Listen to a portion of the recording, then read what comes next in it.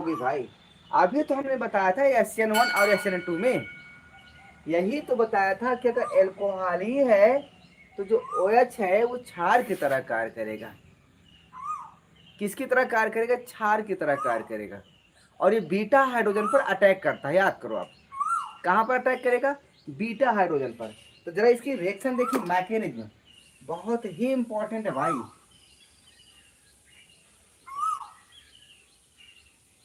तो इसकी मैकेनिज्म अगर आप देखेंगे तो कैसे बनेगा? एक, दो, तीन। यहाँ हाइड्रोजन है, यहाँ हाइड्रोजन, इधर हाइड्रोजन, इधर हाइड्रोजन, इधर हाइड्रोजन। ये आपका हो गया मैकेनिज्म, समझा रहे मैकेनिज्म क्रिया विधि। अब यहाँ से जो आपका KOH है, K plus and OH minus, K plus और OH माइनस ग्रुप है। यहाँ पर ये जो है आपका OH क्षार की तरह कार्य करेगा। ये अब न्यूक्लियोफाइल नहीं है, ये कार्बोकैटायन पर अटैक नहीं करेगा। ये आपका न्यूक्लियोफाइल नहीं है, ये कार्बोकैटायन पर अटैक नहीं करेगा। ये जो है बीटा हाइड्रोजन पर अटैक करेगा। तो बीटा हाइड्रोजन कहाँ है? ये आपका अल्फा है, ये आपका बीटा है। ये बीटा हाइड्रोजन यहाँ पर है। तो एक हाइड्रोजन को ये OH अपनी तरफ अप्रोच करेगा, अट्रैक्ट करेगा।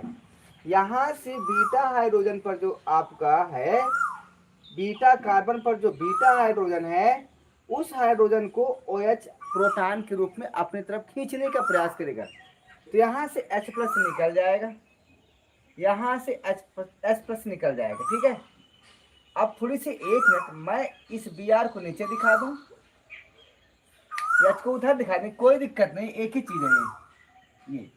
जब यहाँ से H प्लस निकल जाएगा अपने इलेक्ट्रॉनों को लेकर के इसके पास, तो यह ब्रोमीन भी क्या करेगी? माइनस के रूप में बाहर निकलेगी, और ये जो बांड है इधर शिफ्ट हो जाएगा। तो यहाँ से क्या हो जाएगा? डबल बांड हो जाएगा। तो CH2 डबल बांड CH2, यही तो चीज है, यही तो है। C2 है और H4 है, यही तो हमने लिखा है। तो ध्यान रखिएगा, यहाँ पर आपका एथीन बनेगा। क्या बनेगा? एथीन बनेगा। और देखिए, चूंकि OH H प्लस को अपनी तरफ खींच लिया है, तो आपका जल बनेगा। क्या बनेगा? जल बनेगा। ये जल लिखा हुआ है। और Br पोटेशियम से अप्रोच होगा और बनेगा KBr। तो यही तो हमने लिखा है। ये बहुत इंपॉर्टेंट रिएक्शन है, इनको ध्यान रखिएगा। अगर जल के साथ आप करवा रहे हैं तो एल्कोहल बन रहा है, और अगर एल्कोहल